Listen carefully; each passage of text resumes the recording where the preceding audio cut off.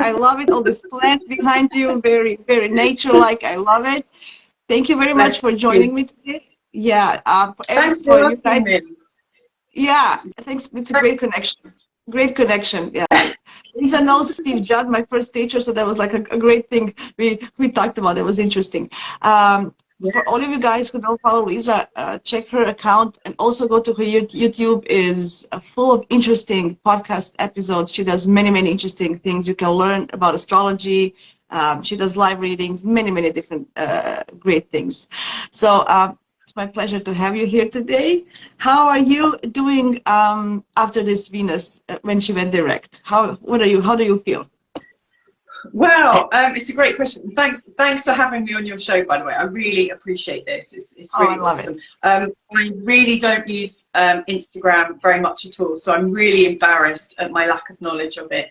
I'm so comfortable on YouTube. It's where I do everything. That's fine. We're here to connect, to explore and expand our audience and to expand the knowledge of astrology. That's why we do this, so no problem. Yeah, I mean, it's amazing that we can connect using technology. It's fantastic. It's amazing.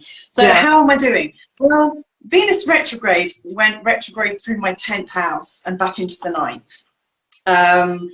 And so from my perspective, it's shaken things up in terms of how I see myself in my job, how I stand in the community, what my reputation is, how I feel about that.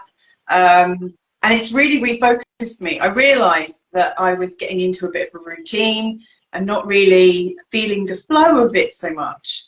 And so I've been thinking, how can I get into flow? How can I get into flow? How can I feel better about this? Because I think Venus is very much about reconnecting us.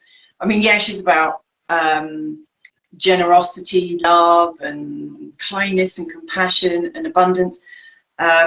But I think, you know, what underpins all of that is the idea of flow. You know, it's you're either in flow or you're not in flow. And so, yeah, I've had to reflect a lot on how I'm working.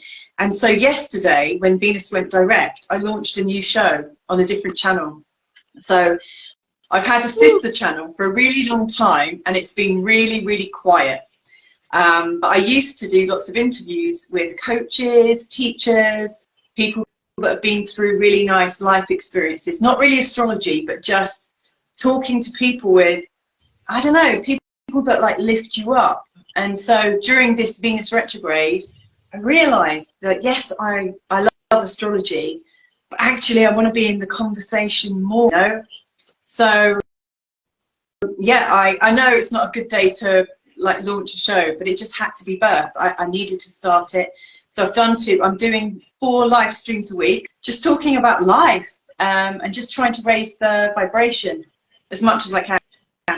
Having fun as well. I think that is beautiful because we learn from each other, from our experience. That's how we learn, and that's how we open our eyes and just raise awareness in our consciousness. So having people from the real life telling their stories, I think it's beautiful. I think that's a great thing, especially with Venus. You know, Venus going direct, using that energy. That's amazing. I love it. I love it. Perfect. So what's happening in the aftermath for you after Venus retrograde? Where did it go in your chart? So it went through my 11th house. This is a quadrant system. So in the whole sign, it's in 12. So I can, I don't know, I can relate more to the quadrant house system. So I did, to be honest, I had some clients coming back, and interesting thing, this is interesting, but it's maybe more connected to Jupiter going through and Uranus going through my 8th house. But I'm just thinking because Venus is about value and money as well, and I have some little property with my brother, and we have like a buyer acquiring. So I'm just thinking, if now when it goes direct, will it go through? Because it's just odd. I'm going to test this in astrology way. I'm just interested to see how this goes, because Venus is about, you know, your value system and your money and, you know, income and blah blah blah. So I'm just thinking, how will this go? But this was around and I kind of reflected on my guests here on Instagram and, you know, YouTube. How do I want to go proceed after this? Who I want to, you know, I got some great ideas, and I'm moving more on YouTube as well. So now with that Venus going direct, I'm going to be more on YouTube as well. So that's kind of, it's all about social networking and connecting with people online, which which was my Venus retrograde story. Yeah, that's cool. Yeah, cool. Yeah. So in general, yeah, go ahead, please. No. I was just going to say, I mean, like in this next month, Venus, she's in a conjunction with Juno all month. And she's also in a trine with Chiron all month. And I really love Chiron, and I really, really love Juno. And I think both of those, I mean, I did a little study during Venus retrograde, looking at the dates of some of my clients, some of the people I know, like when they met their life partner, and you know, what things were happening, what transits were happening, and also what was going on in the days they got married. And I looked across the board at quite a few different couples. Juno and Chiron were always really, really strong, and Saturn as well, I guess, because of forming boundaries. But seeing that Venus and Juno are together all month, and trine Chiron, I think makes quite a good month for people meeting people, like really connecting with someone of a similar vibration. So I just say, all you single ladies out there, or single men, this could be, or however you choose to call yourself, you know, this could be the month for something really great to emerge. Yeah, and I know that there was many celebrities breaking up. I mean, that we know of. I would assume that many other people also broke up this summer. We just don't know about that.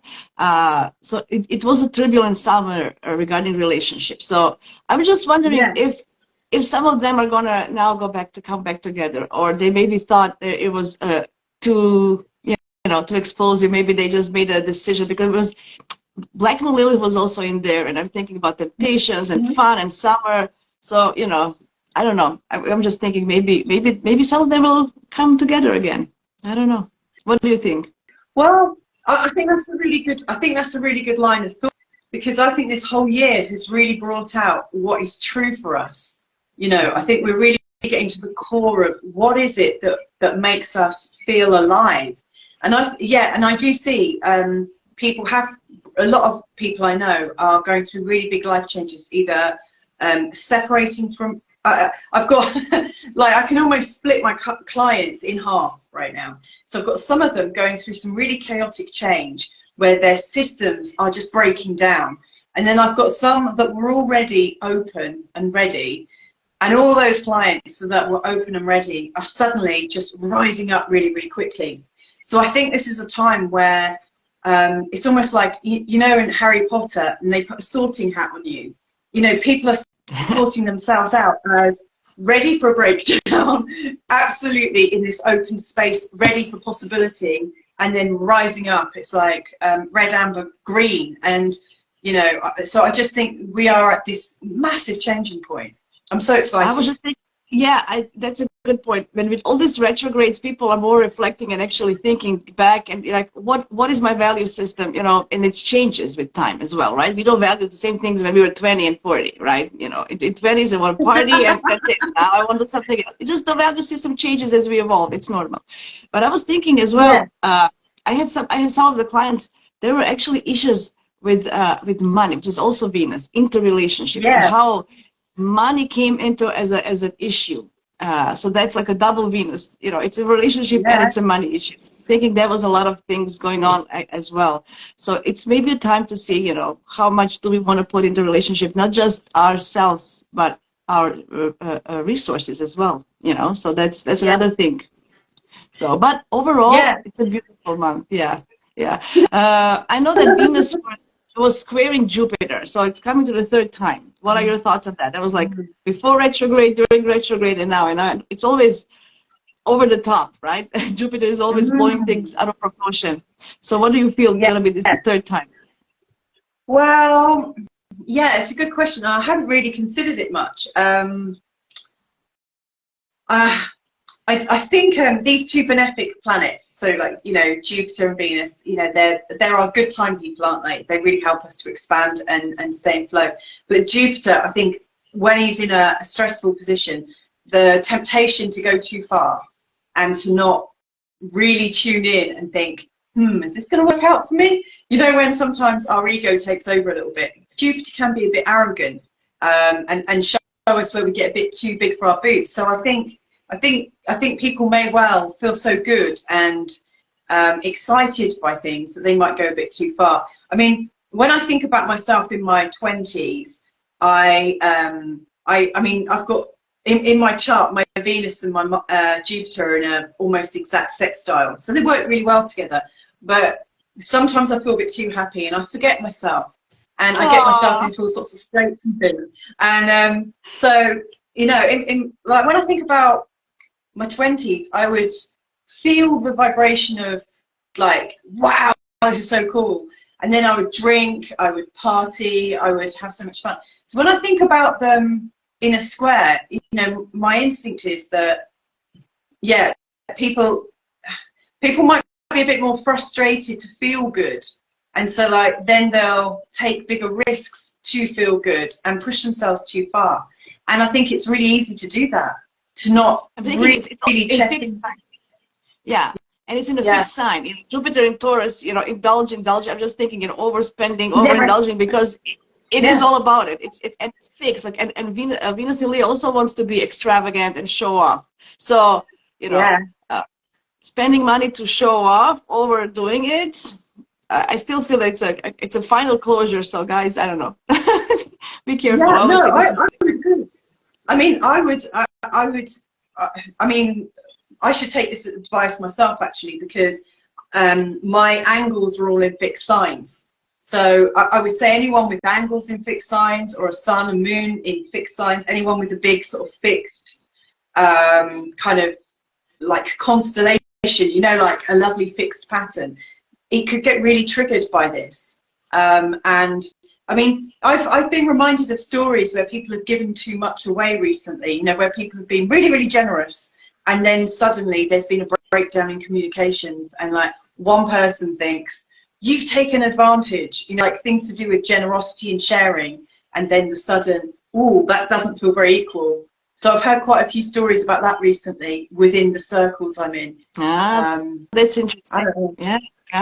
But Venus is also going to square Uranus. So that's also something, you know, because it can also go both ways, right? If you're not prepared, if you don't ride the wave, you know, this Uranus can also bring something unexpected. But it's, I don't know, if it's a square, it kind of forces us to embrace the energy and work with it. There's no other way, right? Yeah, I really like what you say there in terms of forcing us, because like, you know, in my chart with this like easy sextile, I'm never really forced to do anything.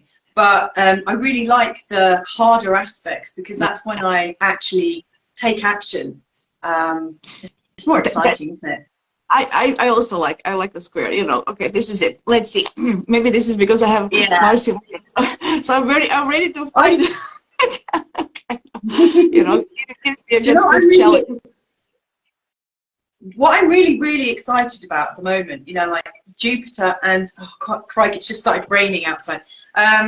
Jupiter and Uranus are already coming into their conjunction, and I'm really excited to see how that develops, like around April of next year. You know, as we're sort of, I just think it's gonna, like whatever we're designing and working on at the moment, I just think it's gonna start to fly at that time. So I'd say anywhere where we've got this excited energy, expanded energy, consciousness energy, we need to keep going. And like the square to Venus could be the thing that is triggering that and setting us off on that journey. Absolutely, I love it. Oh, well, because you're mentioning your chart, what are your big trees? I know everybody always likes to know when we talk to a guest, what are their big trees? So share, please. Oh, why don't they guess? No, I'll share. You have some fire in you for sure, and air. That's, I would say, you have air and fire. I'm more water and fire. So I've got I'm a Sagittarius, and my moon's in Pisces, and then I've got Scorpio ascendant. Wow, I wouldn't say Scorpio ascendant. That's a good one. I would have guessed that, because you're so fiery on the oh, interesting. Yeah, I'm all Gemini. I'm Gemini moon and sun and Virgo rising. So I'm a Mercury girl, completely. That's very useful. See, I mean, Yeah. that's quite interesting because most of my planets are Sagittarius and Pisces. You know, that's I've got a big square between the two. So like you and I are very much complementary, aren't we? You know, Absolutely. with the Gemini. Absolutely. And I have a balsamic moon, so I understand Pisces moon. I actually I get along with them very well, although I have a Gemini moon because it's a balsamic face. So I do understand that, you know, need for alone time and reflecting, and you know, I love Pisces moons. They're so tuned with themselves. I you know, it's beautiful. Yeah, but off topic. This is Gemini talking. Off topic again. Yeah, I'm happy to go anywhere. Yeah. So what do you feel, what else can happen this September with Venus going direct? How people all over internet now saying, oh, it's a relief, a relief. Relief from what? What do you feel that they are feeling relieved of? Like, is it? I think people are probably feeling a sense of relief because of what they've made Venus retrograde mean. You know, Okay.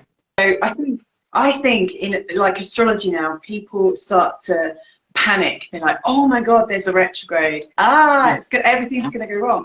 But being a bit sort of, I know I seem quite fiery, but like with my Pisces side, I really like a lot of reflection time. And so I really like the retrogrades because my whole life kind of gets turned upside down a little bit. And I'm able to, you know, find something underneath the rug, or, you know, I remember an old thought. And then all of a sudden, you know, I find all these retrogrades just bring up a lot of things to look at. So I suspect one of the reasons why people are happy it's over, they think they can go back to business as usual, that they think, oh yeah, I'm just going to get on with my normal life. Yeah, but I think retrograde doesn't work that way. To change that. But it doesn't. I feel it doesn't work that way because you know, when we go direct, it still takes time. There's a whole shadow period, and it's still a slower pace. It won't go like this. You think, oh, now it's direct, now it's going to be all good. It's not. You still have, you know, you have to speed up.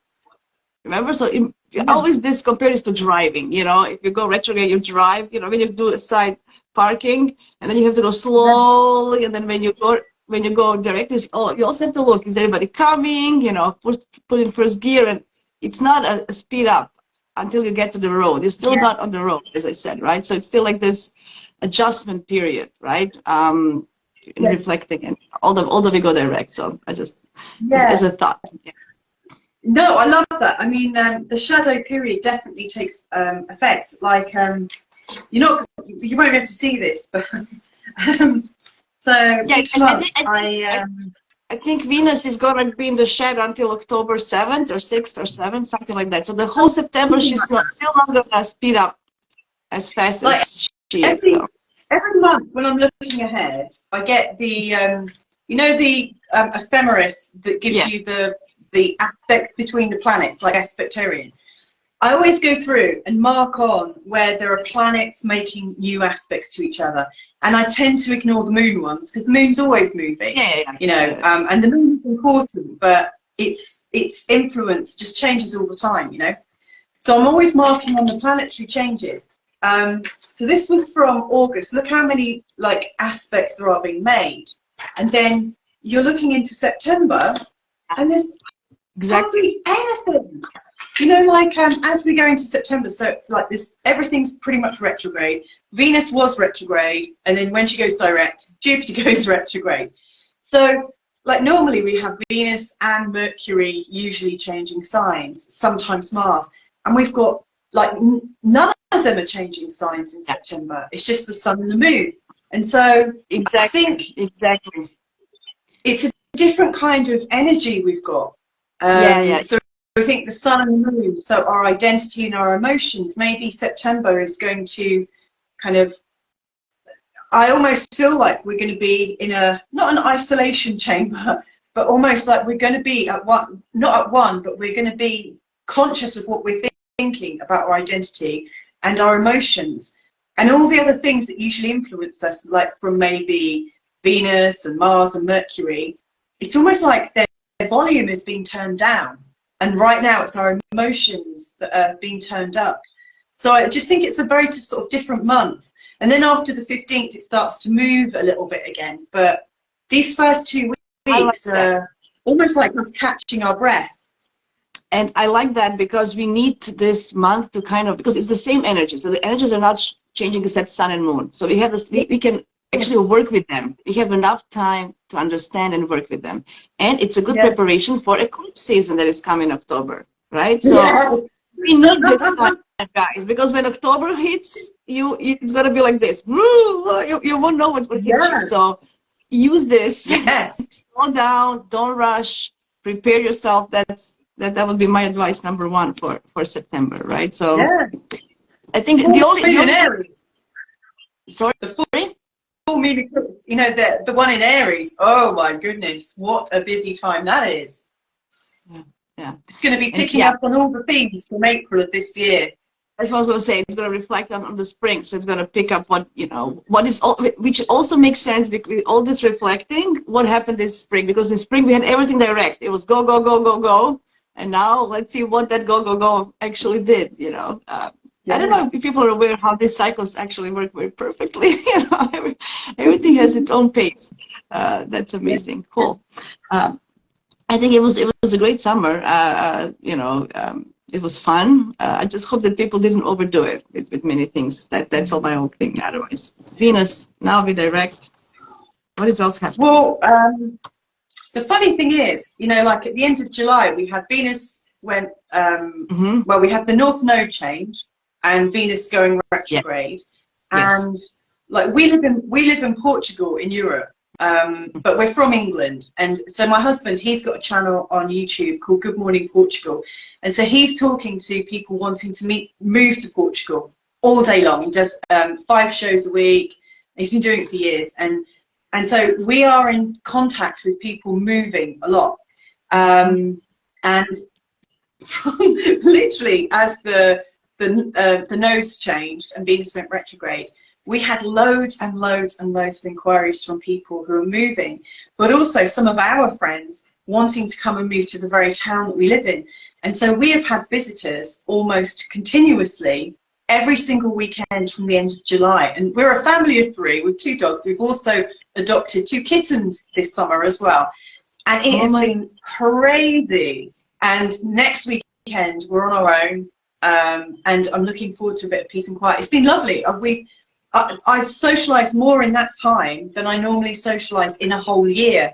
I'm very happy to not socialize. That's exactly what happened with us as well, and I feel many people. It was a packed, socialite, like very social, fun summer.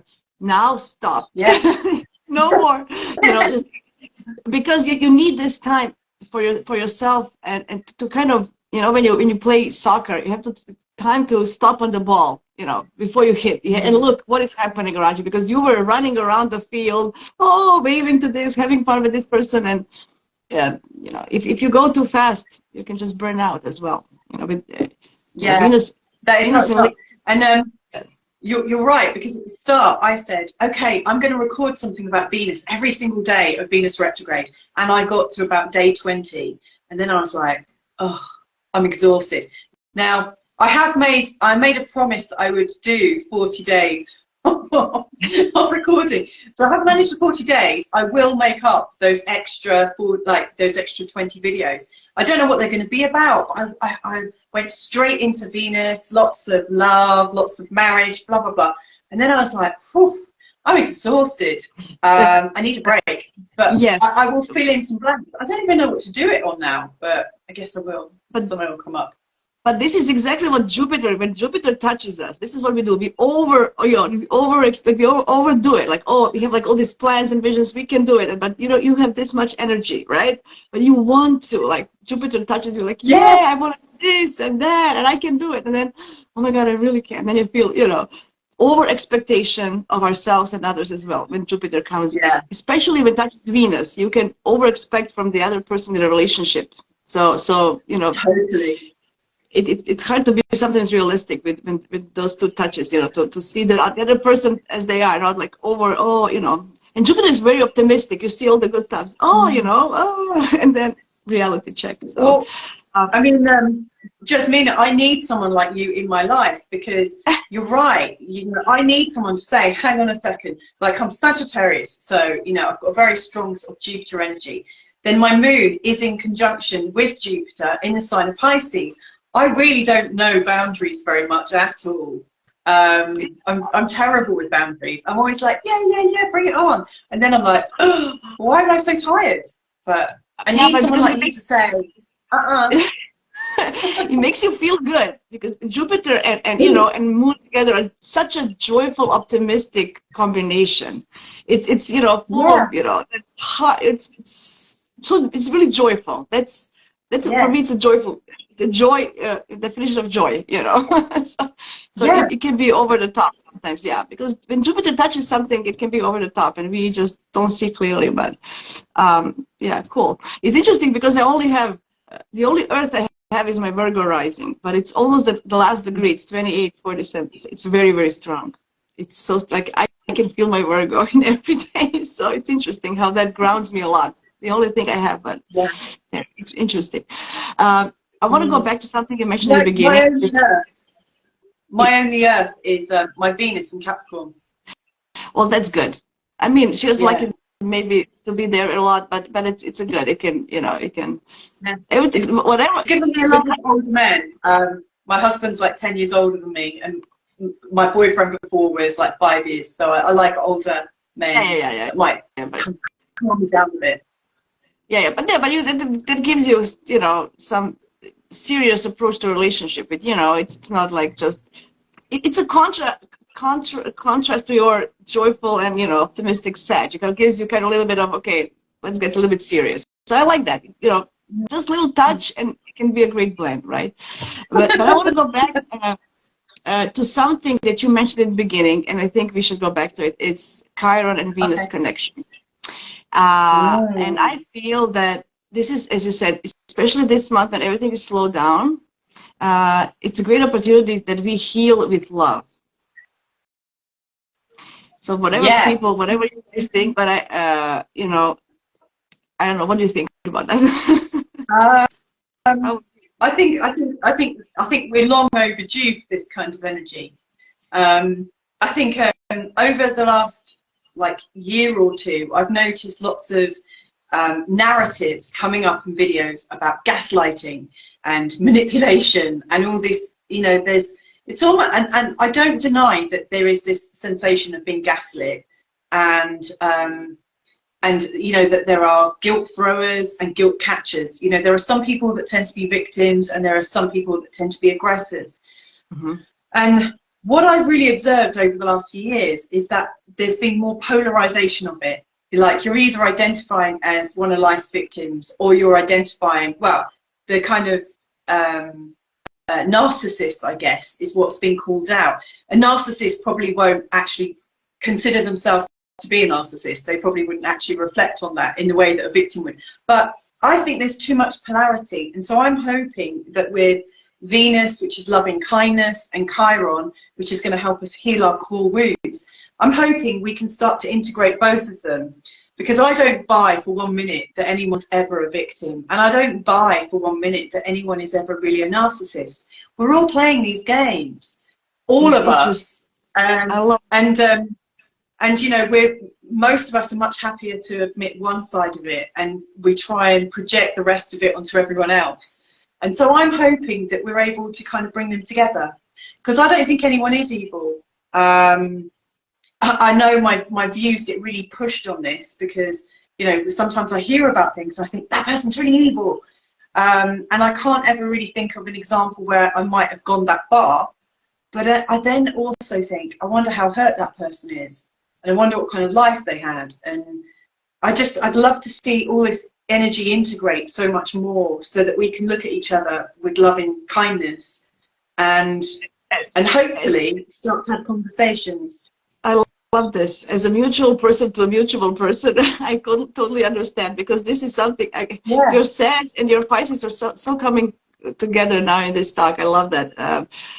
I think it's harder for a fixed energy person. I noticed, you know, it's very hard for them to accept change and to integrate things and to find a middle ground. It's just cardinals want to do it their way, but they kind of see it. But a lot of fixed energy, I find I think that's the hardest. And I think I always want to help the fixed energy. How can you, you know, thinking of my dad as well. You know, how can I help you to kind of integrate and find a middle ground, and you know, as you said, and use this and reflect, and you know, yeah, good. That's good. So we can do that with Yeah. Chiron and Venus. Absolutely, I love that. That's perfect. I mean, I talking about fixed signs. I mean, I grew up with a triple Scorpio dad, and my mom has got her ascendant in Scorpio. She's a Pisces. So it's kind of funny. Like my dad's Scorpio, my mum's Pisces. I've got Scorpio ascendant and Pisces moon. But I really think that my you know, I'm pretty much mutable almost all the way. Yeah. And I think families need that. Whatever a family needs in their consciousness, the next generation will bring it in.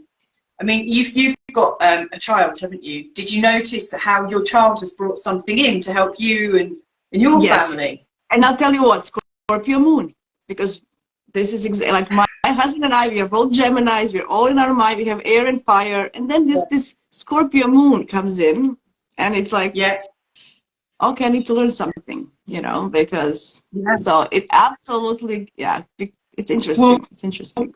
My mum and dad, you know, with their, I mean, my dad triple Scorpio and my mum with Scorpio ascendant. My husband's got his moon in Scorpio, and we've got 3 children together, 2 boys and a girl, and the 2 boys are both Scorpios. It's like, oh my god! So obviously this energy just needs to express, but it's intense energy, so you have to learn how to work with it. I'm very light with my Gemini, you know. So this brings me a new layer of understanding, right? So because I have to learn how to work with it, like the way he feels things. He's only 3, right? And then my Gemini moon wants to talk about it. He is a Scorpio moon, doesn't want to talk about it. He tells me, "Mommy, stop talking. Stop talking. I need time alone. I'll come to you when I." So it's just, if I didn't have astrology, I would be so frustrated by now. So thank God for this beautiful tool and understanding. I would understand, why does my kid is like that. I wouldn't understand it, right? Because it's a totally different energy, right? So I understand that point. So it's interesting. I always love these family things, how we have something from our families, but we bring something new as well to them. I love that. That's so cool. Awesome. Anyway, do we want to say anything else that is important? What do you feel? I think we covered a lot. We covered Uranus and Jupiter and Chiron. And we've gone on a massive trip, haven't we? We went backwards and forward, like a summary or something. Last thoughts. What do you feel that, like, what would be your thought of this? I think, like with the Venus star points, so like every 7 years, is it every 7 years or 8 years? I forget now. Every 8, like 8 and 5. Every 8, yeah. So the last time Venus went retrograde in the sign of Leo was in, so there was, I've been saying this all summer. I think it's 2015. 2015. Yeah, 2015, 2007, and then 1999. So every 8 years. And so one of the things I did with because I work with clients usually on a monthly basis, and so I can kind of keep in check and work out what's going on for them. So I asked all of them from July to start thinking, okay, so what was happening to you in 1999, 2007, and 2015? Not everyone could remember 1999 because I've got some younger ones, but I also have a lot of older clients, and so that worked really well for them. But I was asking them what shared themes were going on in the summers, which is when Venus would have been retrograde, and I could compare it to their charts and say, you know, from what I'm seeing, I think this is probably what was going on for you. And so we were reflecting on this 8-year like recurring pattern. See, what I think was different this time is that we had Venus applying into the trine with Chiron, but also Venus was in a trine with the North Node that had just changed signs. Yes. And so I had this real feeling that whatever they've been trying to repeat over and over each of these 8 years, that there was this chance that you could probably clear it off, that you could get some success in it. So, you know, I've been sort of like reflecting on maybe what I've been learning in these 8-year increments, and and actually where I'm left right now, okay, I've got a lot of different things I'm working on, but I'm left with this feeling that I've let myself, I can let myself off, you know, I can stop hating on myself so much, you know, because I can be quite critical and say, you should have done more, or, you know, so I've, in this last month, I've really started to feel a freedom and a forgiveness. Yeah, because your Venus in Capricorn can push you. Yeah, I believe your Venus in Of course, Capricorn can push you. yes, because also my Venus is in a T-square with Saturn and Pluto. So Yeah, it's not.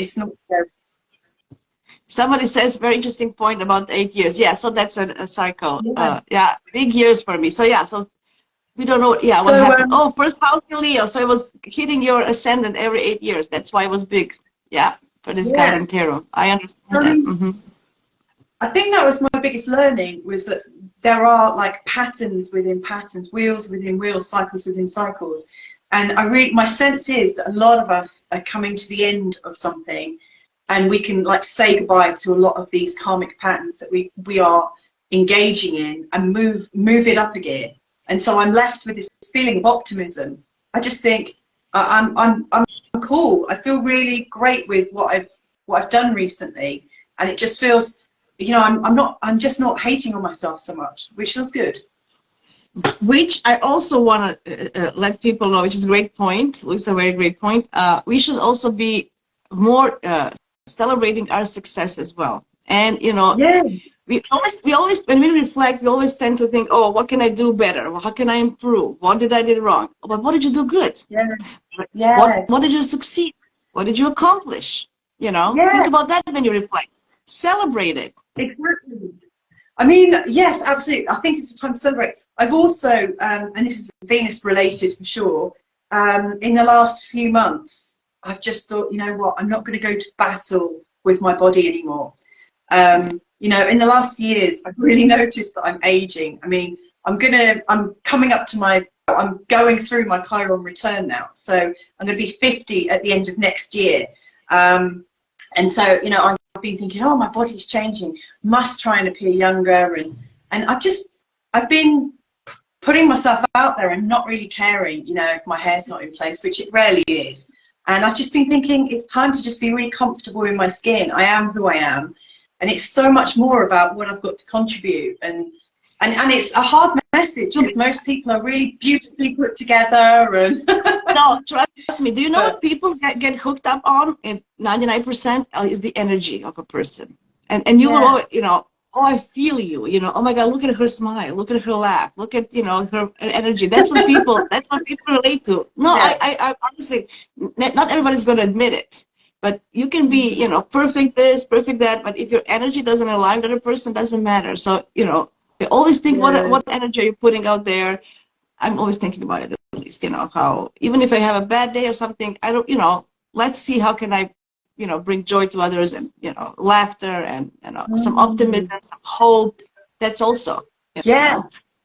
Do you know what I really like and appreciate about you? Because first of all, I really, you know, love that you invited me to come and chat. Oh. I've been looking at your channel, and you are consistently showing up. You consistently show up each day to share, you know, what is like a reset for the morning. I really appreciate that in you. I think it's really important. I mean, it's just 1 minute. I can't go through everything, but I want to give people something to look forward to, even if it's hard. I'm always trying to find something nice, something nice in the day, because, as I say, I have my stellium, my Gemini stellium is a 9th house, so I'm also optimistic. I try to be, right? You know, give a little bit of hope, because we can always, you know, my Virgo rising knows that the best. We can always find a flaw in everything. So let's go and see, you know, see another. I don't know, if I can lift up one person who feels bad that day, I think I made my thing. That's how I feel. I don't know, one step at a time. You can't change the world overnight, or make an impact of progress one step at a time. So it's hard for me as well to understand every day by, you know, anyway. But thank you, I appreciate it. It's very nice of you. Thank you. Yeah, it's cool. I love connecting with other astrologers. I feel like I learn from them myself a lot. You know, and just giving people the options and then to expand their mind, because you know not everybody needs to relate with me. You know, they're different. You know, you're different. And this is also regarding Venus, especially with depending on your Venus placements is how you relate to other people, right? So, you know, Where is some people. yours? Is it in Gemini? Where is your Venus? It's in the 10th with Jupiter in Cancer. So oh, I have wow. that. So really compassionate. Yeah, so I have that nurturing lovely. side of me, you know. Yeah, love energy. I love to cook and bake, but I can't bring food to internet. So I have to bring something else to the table. Yeah. Yeah, so that's, you know, that's really lovely. I mean, what I aim to do one day, I mean, what I've always been looking for in life, I think, is I really appreciate elders, and I think we need elders in our community, and that might be because of my Venus in Capricorn. And I realised recently that I'm an elder in training. I mean, I'm not really an elder right now, you know, because I'm still living my life, and I'm a 50-year-old with, well, a 48-year-old with a 4-year-old child, you know, and my children go from 11 to 4. So, you know, I've still got a lot of activities. But I think of myself as an elder in training, and I would love to think that, you know, as I'm sort of like my parents' age in their 70s, I'd love to think that, you know, actually my world is just expanding, and that my job is to just help people, you know, just to be by the side, like a guide by the side. That's what I want to be. That's what Sag is all about. And you're about gaining wisdom. So that's why I use Sag. What is Sagittarius energy for me?